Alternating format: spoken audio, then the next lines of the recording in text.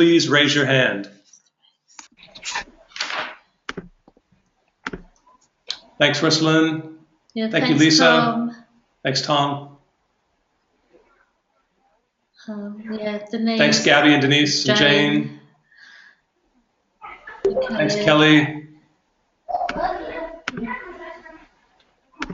Louise, can you hear us and see the screen? Thank you. Thank you. Okay. Guys, go ahead and put your hands down just so that we are all starting in the same place. And we're going to start today's session.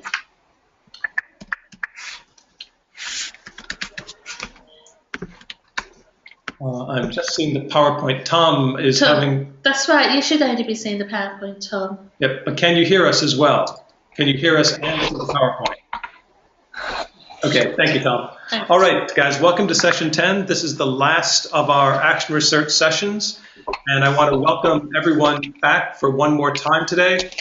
We do not have Dawn or Shabana with us today, and we are still waiting for Simon and Dee, so they may be joining a little bit late.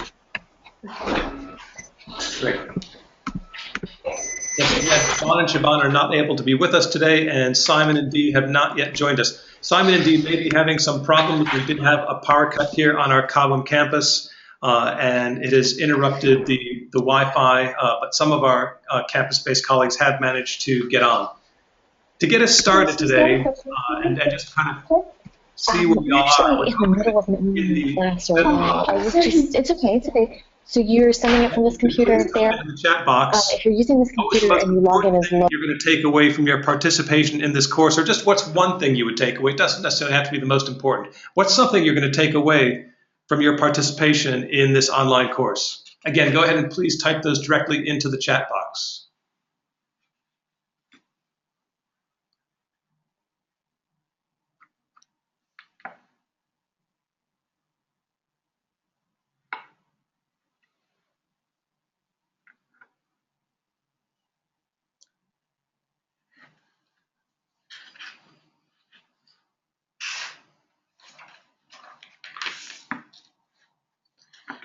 Okay, so Lisa's going to take away ideas for research that she can do in her own classroom to improve her practice.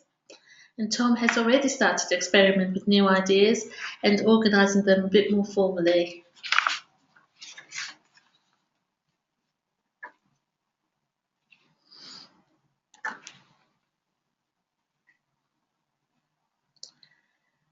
Denise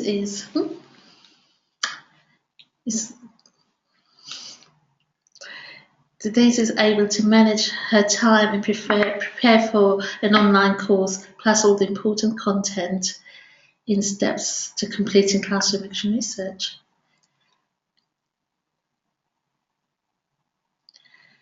For Ruslan, this course has framed his thinking about the topics and the ways to design the research. And Louise is thinking about new research ideas for her masters. And Gabby is looking for some ideas for next year too. Great, thank you for that, everyone. So in session 10, this session is about sharing your findings. The final step in any action research cycle is, of course, reporting what you have found out. And a well-written research report helps the researcher reflect on the process and the implications for future practice, and can be useful for other practitioners who are defining their own research questions. I know that in the reading and in the video that you should have gotten a lot of perspectives about the importance of kind of following through all the way to this last research reporting part of action research. So our question that's framing the today version, session 10, is what's next? And what we mean by what's next is what do you do after you've done all of this research? So to start today's session, I want to take a moment to review the typical sections or the headings of an action research report.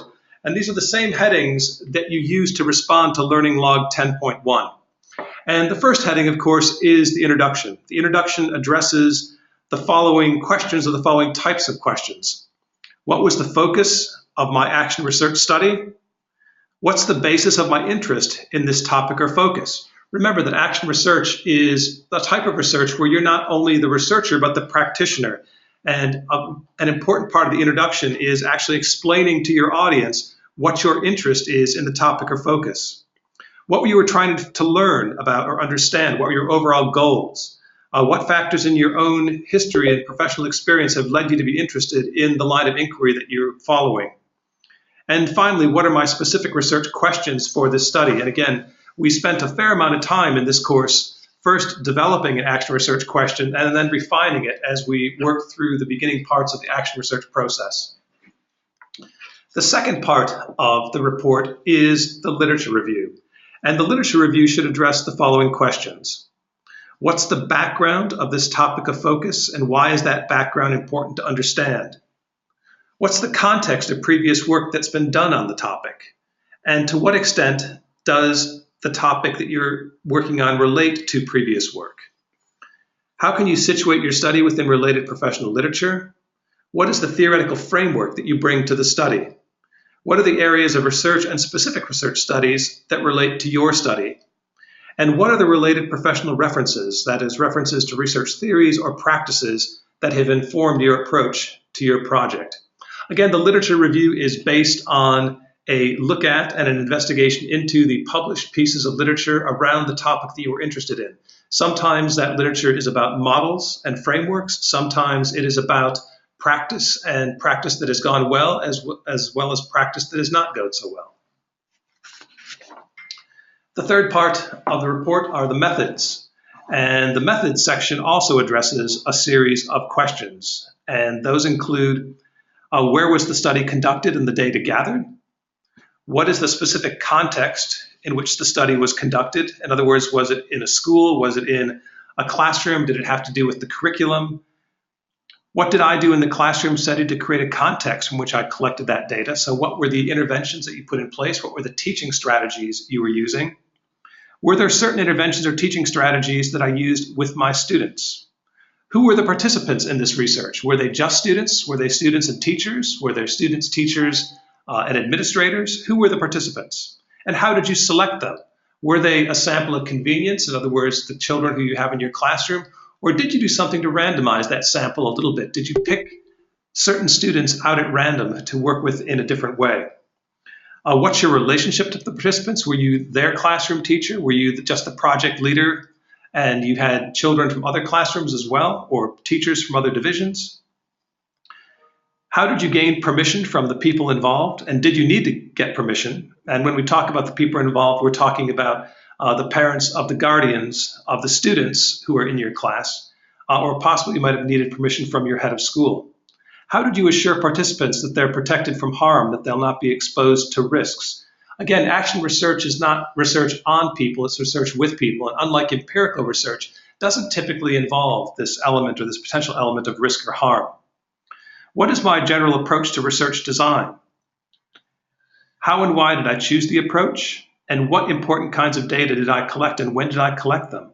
What specific methods did I use? Did you use field notes? Did you use a teaching journal? Did you collect interviews? Did you do some taping? Did you collect other kinds of artifacts, including student work? We just had a short power cut here. Can you please raise your hand if you can still see the screen and hear us? Just to make sure that we're still all connected. Okay, great. Okay, thank you. Fantastic, thank you very much. The next section of an action research report are the findings and discussion. And again, like the other sections, the findings and discussion section addresses some specific questions. What did you learn? What were the major findings? What examples from the study support those findings?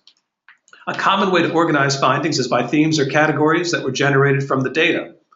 Other possible ways to organize the data include chronology.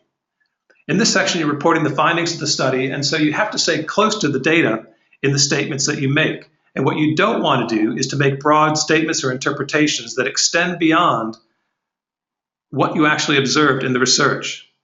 What you do want to include in here are rich, detailed descriptions, lots of specific examples of things that students said, actions that you've taken. What you need to do in this section is show that you have the data to support the statements that you're making so that others understand the points that you're trying to make. The final section in an actual research report are the recommendations. And in this section, you want to talk about the possible implications of these findings for your own participants, other students, teachers, and researchers.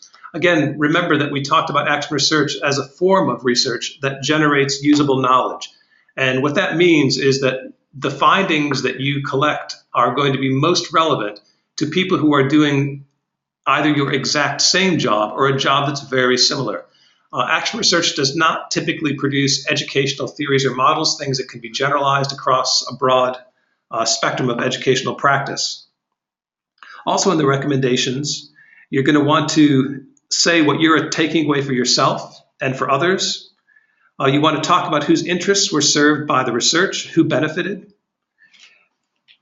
You might want to also think about who else might care about this study. So people in similar grade levels or similar divisions, or people who teach similar subjects or have a similar role in school. And again, one of the most important things in action research is that it is recursive. So you want to think about what new questions have emerged from the study and how you're going to continue, or if you're going to continue, these lines of inquiry. In report writing, as in all parts of the action research process, it's very important to seek out critical friends to give you feedback about what you're doing. At the report writing stage, you need these critical friends to help you identify possible bias. Again, as both the researcher and the participant, you are very, very close to the data, and it's important to have someone look at what you're doing and let you know if they think that you're interpreting things based on your point of view versus on what the evidence is telling you. By using a critical friend, you can also help improve your writing and actually ensure that what you're writing is accessible to the audiences that you're intending it for. All right, in preparation for today, you did some work in Learning Log 10.1, and I'm going to ask you to pull that out in just a moment. What you did exactly is you created a 2-sentence summary for each part of the research report that you read. In today's paired discussion, we are going to have Kelly and Louise, Denise and Ruslan, Gabby and Lisa. So note that that's a change. I don't think that we have Simon or Dee yet. So Gabby and Lisa, and Jane and Tom. Gabby and Lisa, if you guys have not exchanged Skype addresses, if you could do that really quickly using the chat function, and then in just a moment switch over to your second devices and use your second device for your discussion. All right, just a little bit more about what I would like you to do. Again, I would like you to discuss your 2-sentence summaries, the ones that you recorded in Learning Point 10.1. I'm only going to give you about 5 minutes for this, so you can see that you need to spend about 2 minutes exchanging information on just what you said, your summary that you created for the introduction, the literature review, the method, the findings and discussion, and the recommendation and implications. And then there's a second part of this task, which is why we're only spending about 5 minutes on this. So again, go ahead, use your second device, contact the person who you're going to be speaking with today, and discuss your responses in Learning Log 10.1.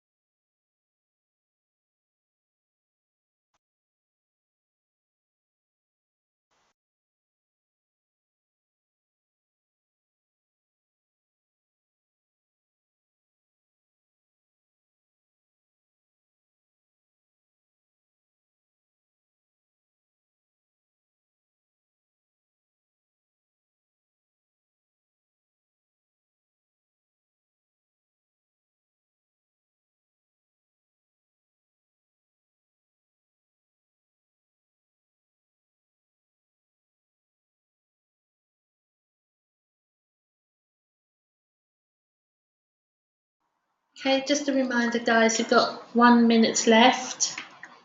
Okay, thank you.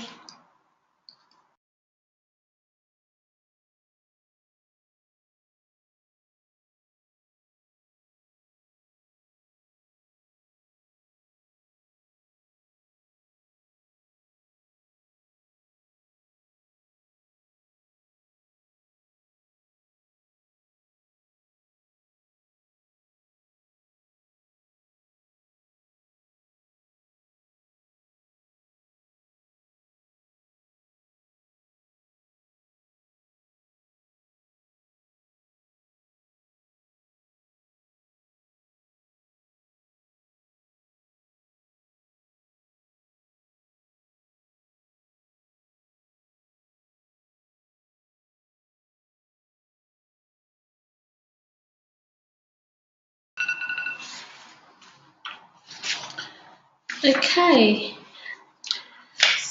Next slide. Great, thank you, everyone.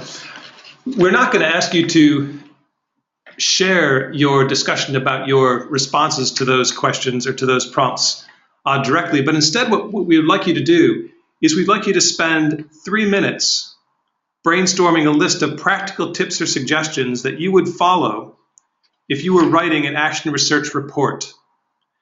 And then we're going to ask one of you from each of the pairs to share some of those top tips or suggestions. So again, as a pair, please brainstorm a list of practical tips or suggestions that you would follow. And we're going to come back to you in 3 minutes and ask you for kind of the top tips. Go ahead and start, please.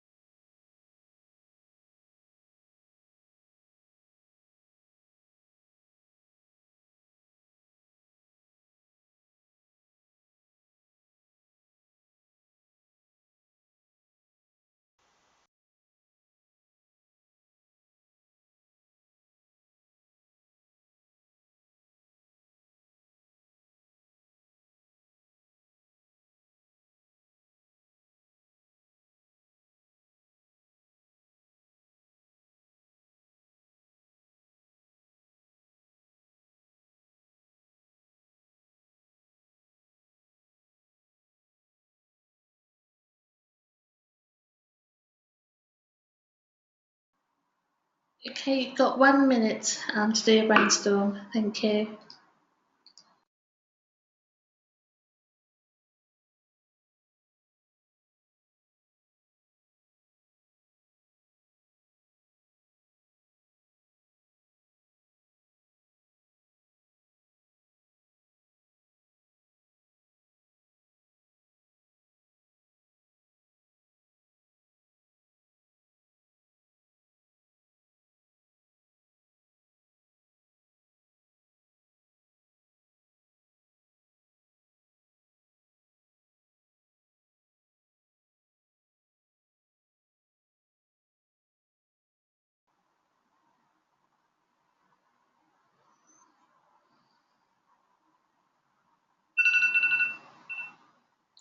Okay, so unmute. We are unmuted. Next slide. Hi, everybody. Welcome back. And again, what we would like you to do is report out kind of your top tips. So not all of the things you discussed, but what you think are kind of the top tips. And that is those practical tips or suggestions you would follow if you were writing an action research report. And so we're going to ask you to raise your hand, and we're going to unmute your microphone. So yeah, put your hands down to begin with. I think that there are some people who may have their hands up from before. But can we ask either Kelly or Louise? One of you raise your hand and tell us about your top tips. Louise. Okay, go ahead, Louise. Yeah, hi. Kelly and I weren't actually able to Skype, so we've actually been doing it in the chat box, so actually that was quite difficult to do. So I'm just going to read through everything that we said in the chat box to each other. Can you hear me? We can, go ahead. Oh, good, okay. Okay, so we had make sure your introduction really demonstrates to the reader why this research was needed and is important, and that the research is of worth and is relevant. Okay. Great, thank you. Also said, make sure your literature review shows an examination of relevant resources, and that you use a wide range of literature, and making sure it's not biased to one side. So making sure that you give both sides of whatever it is you're looking into. Critically examine your methods and explain where there are weaknesses. Be realistic about the applications of your findings and contextualizing their relevance. Highlighting the limitations of the study and don't make sweeping statements or comments. Make sure the results are reader friendly, and that's as far as we got in the time that we had. Louise, that's great. I especially appreciate that you guys highlighted how important it was to record opposing viewpoints. When you start working with a critical friend, one of the things that's going to help them be kind of most helpful to you is if you've actually told them what the opposing viewpoints could potentially be, because it may not be obvious to them. So again, a really important part of the report writing process, and actually the literature review process as well. Can we hear from either Denise or Ruslan, please?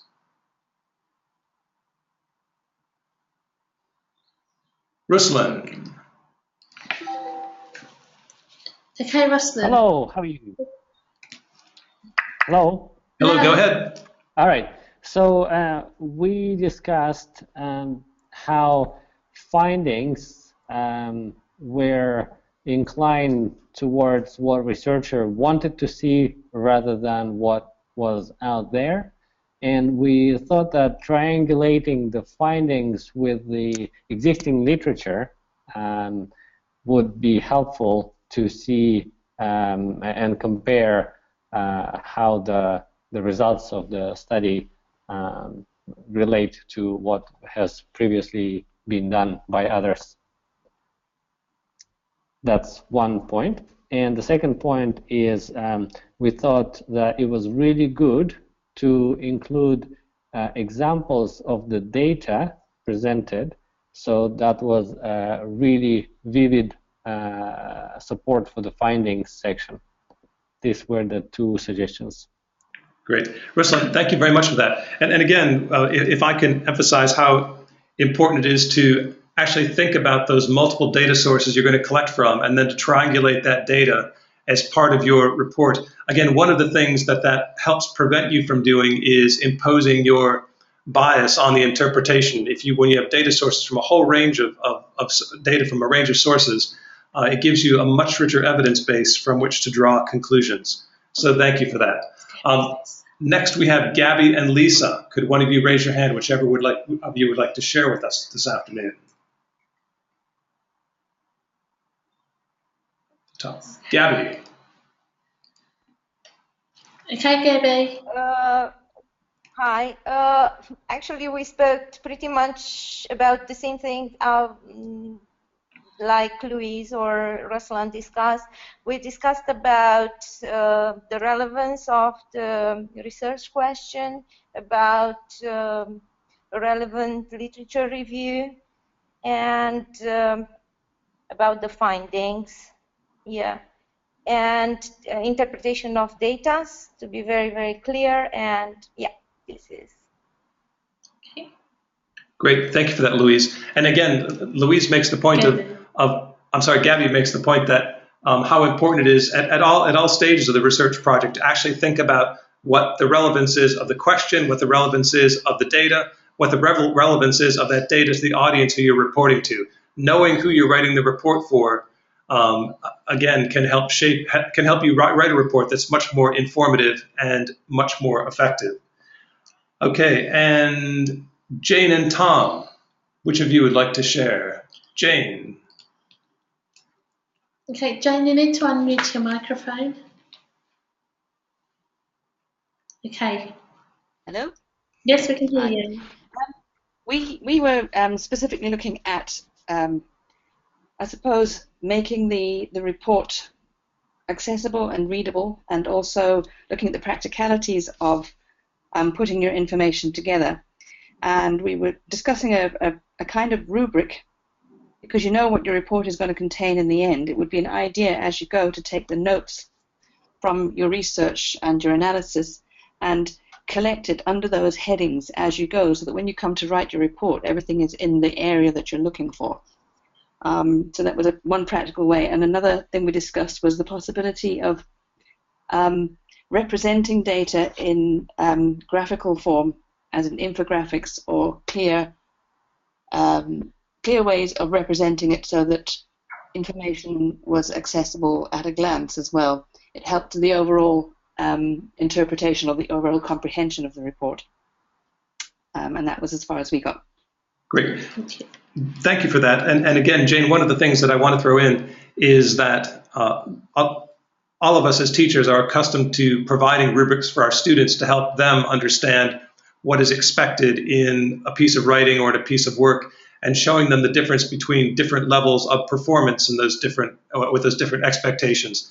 There are many, many action research report rubrics available online from universities and other kinds of organizations.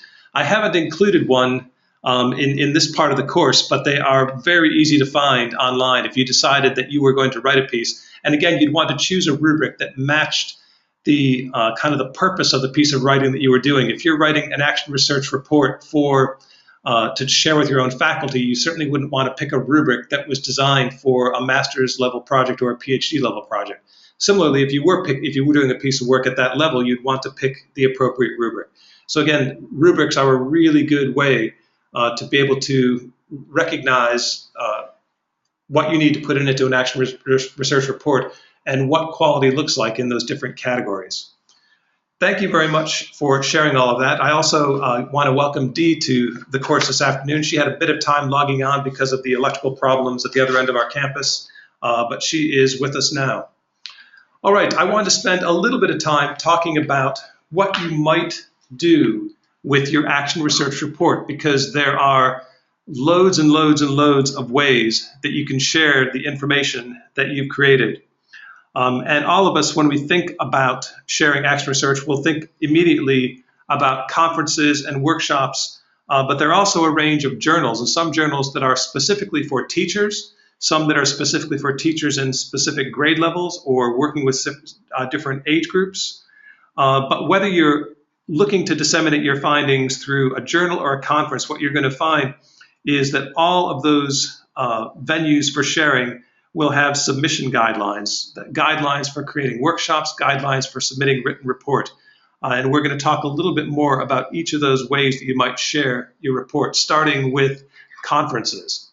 So for our ACS International Schools, the conferences that you might like to consider if you were to do a piece of action research would be the European League for Middle Level Educators, or ELMLE, ECI Schools, formerly called ECIS, the Council of International Schools, also called CIS, and the National Association of Independent Schools, NAIS. I picked out these conferences because these are conferences that ACS International Schools teachers have been to recently, and we know that they are receptive to presentations from our school and from our teachers. There are some specialist journals out there for a range of subjects and grade levels, not just pictured 3 here just as examples.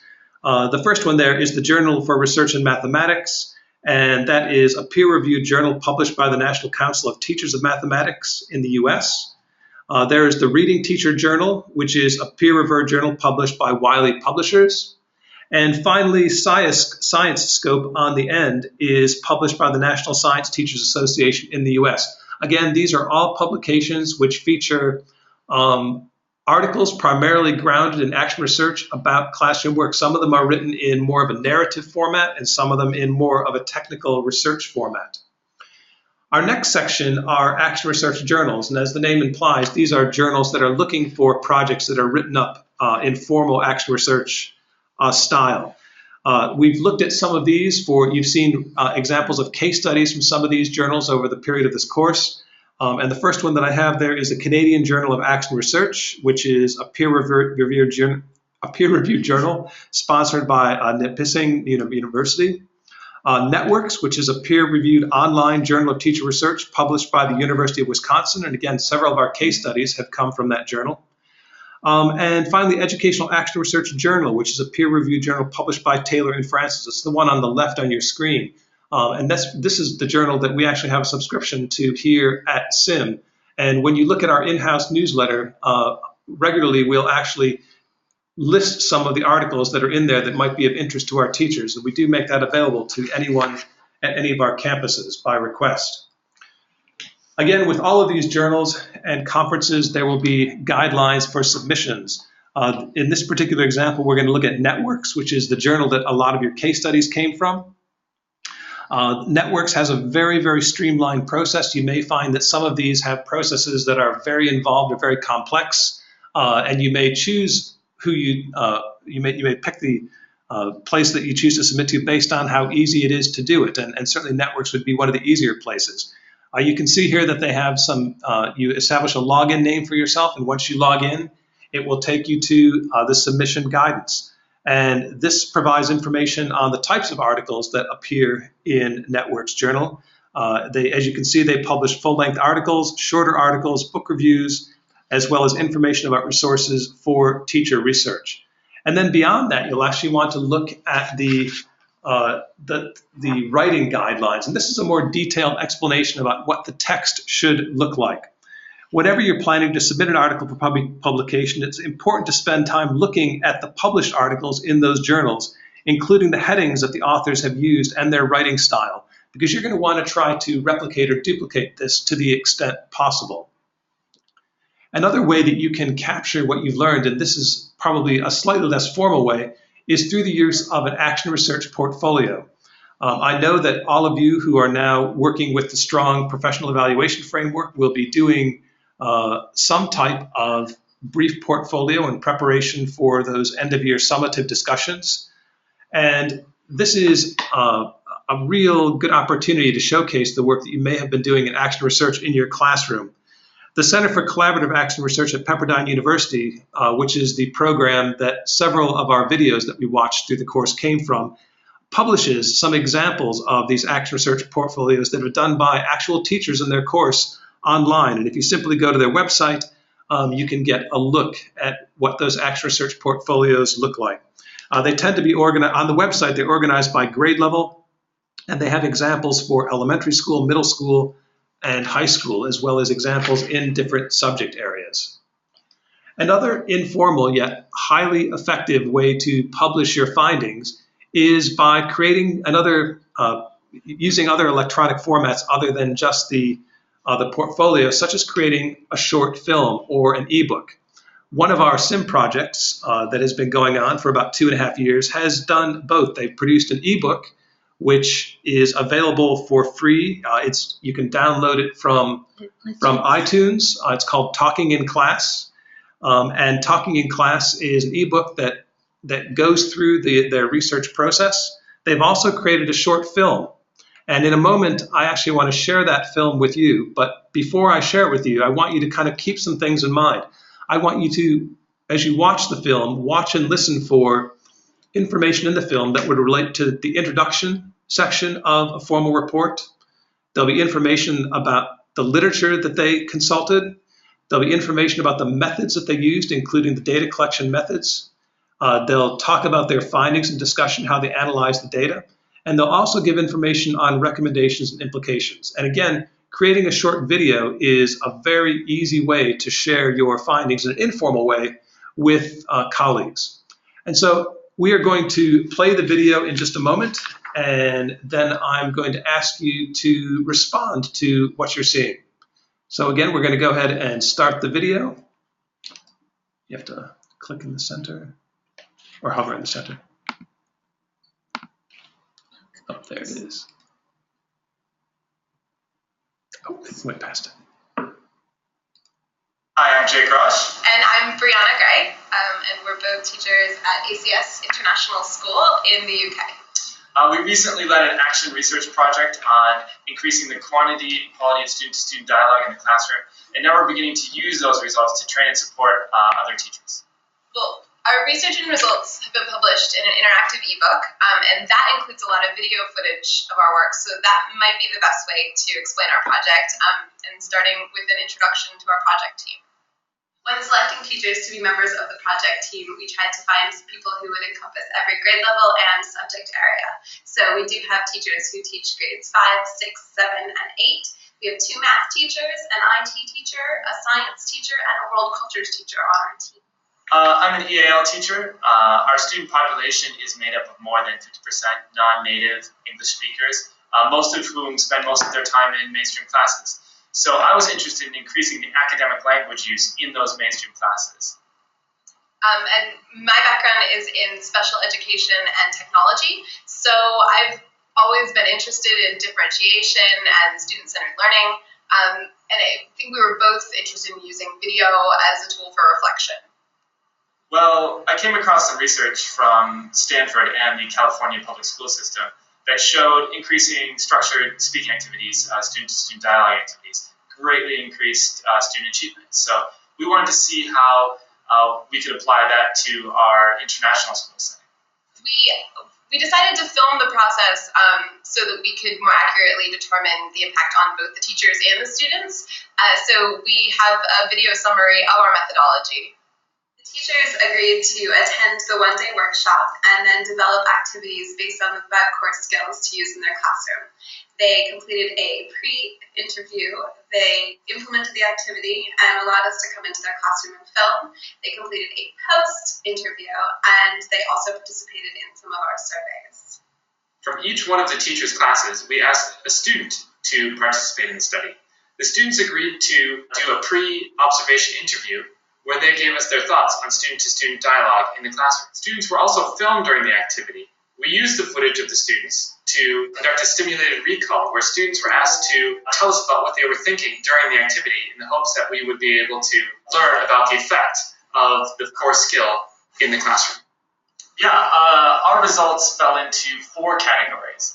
We discovered that at our school, student-to-student dialogue activities increased content understanding, increased academic language use, increased student motivation and engagement, and increased opportunities for assessment.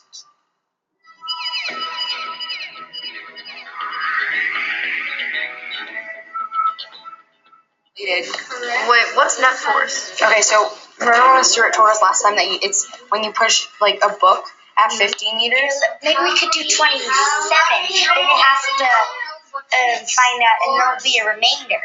Yeah, that would be amazing. You said, how do we summarize? Can you elaborate on that last instruction? So it has to be greater than all the shapes. Project is called Communicating Newton's Laws. This is giving you credit for being able to communicate. When you use one of the words in red, they're bonus words. I'd like you with your whiteboard pens to just tick it. You only need to tick it once. You can get a bonus point for using one of the red words. Was it easier to share your information and share your culture with pictures or writing? How did you divide cookies? So how did you divide cookies? How did you divide pizza? Well, we've actually started to hold professional development workshops for teachers so that we can share the results and help design student dialogue activities. Actually, at our most recent workshop, 87% of the teachers said that it was very likely or definite that they were going to be implementing those activities. So we're really hoping that this is going to start to impact student achievement and engagement and really just provide another way to access the curriculum. So we're looking forward to seeing more schools implement the 5 core academic conversation skills, and we've had a lot of interest from schools and teachers to have us come in and do the workshop at their school and hopefully add activities to the iBook. And we have a website, talkinginclass.com, so we're heading to that too. And it's just pretty exciting to see where this will go. Thanks.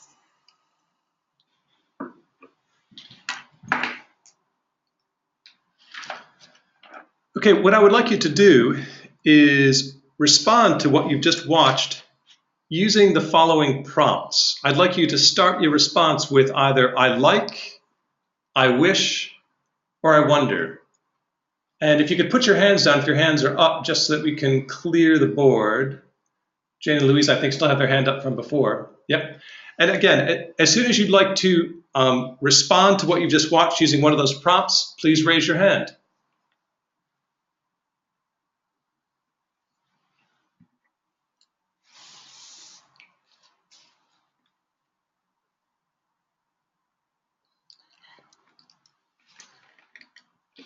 Okay, Denise, thank you. Well, I really like the fact that they actually showed examples. I mean, it makes it, one thing is to describe in the methodology section of a paper some of the anecdotal evidence or the results, but to actually see it in a video and to see snippets of both the teachers and the students in action, you really understand not only the methodology but also the results very concretely with the video. So that was great. Great, thank you, Denise.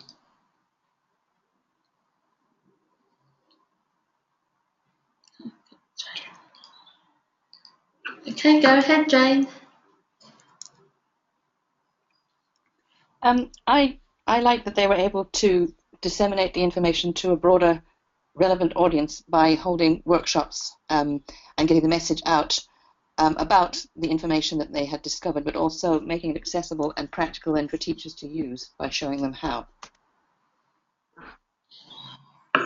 That's great, Jane. And certainly one of their intentions in sharing that was to encourage other classroom teachers to actually form their own informal research questions around the methodologies, not just to use them blindly, but to actually investigate the extent to which it does help them improve teaching and learning.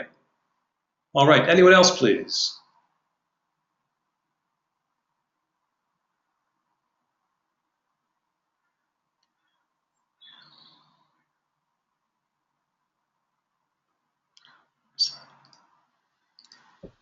Okay, go ahead, Ruslan. I like that they have opened up their findings and results, but also the method. So they invite the whole teaching community not only to their workshops, but also to comment and give feedback to the design of the study and to the discussion of the findings. Great, thank you for that, Ruslan. Yeah, again, one of the important aspects of action research is that it has to be open to critical review, and recognizing that action research is it's a type of research, and people may duplicate what you've done in your action research and have similar findings, and they may duplicate it and have findings that aren't quite the same of yours. But certainly being open to that kind of review is an important part of any kind of research. Okay, we have Denise. Go ahead, Denise. I guess I just want to, for the I wish part, And that is difficult to do in a video, I would assume, but because he does mention, I know that he does mention, oh, sorry, there's an announcement. He does mention one source of what, you know, what prompted his research to begin with. I think it was from Stanford or something. But I wonder or wish, you know, in the type of format that they've chosen, whether there's another way to include other sources and how you would go about doing that, just so it lends more background to the research question. Great, thanks for that. Yeah, no, I think that no matter what the format is you choose to convey your information in, that it is important that you actually address all of those different components of an action research report in a sufficient way. So, no, very good point. Anyone else? I like, I wish, or I wonder. Ruslan. Go ahead, Ruslan. Given the current technological trends and the trends in the social media, I wonder if there is any platform for teachers to share the results of their action research and discuss the findings and the data. Great, thank you for that, Ruslan. I'm sure that there are. I mean, certainly our SIM website is one of the places where we would like to think that we provide an opportunity for anyone in our schools engaged in action research to share what they're doing. The website is just getting off the ground. We have a growing number of people who are visiting it, and there's a growing awareness among people at our Fort campuses that it is there and that it does have information that they would find useful. But I know that there are also some external websites that encourage and support the same kind of activity. Great. Anyone else this afternoon?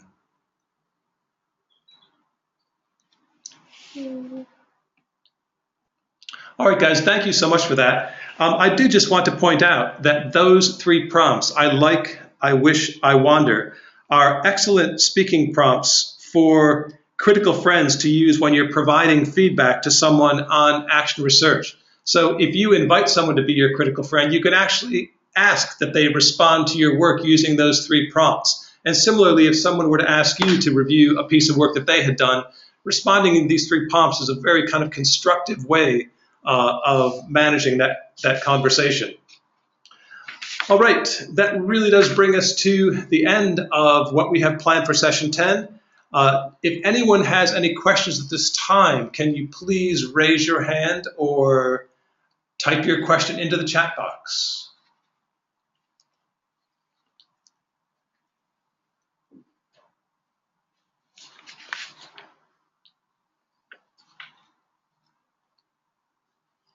And again, we hope that you know that you can contact us at any time if you have questions or ideas about action research.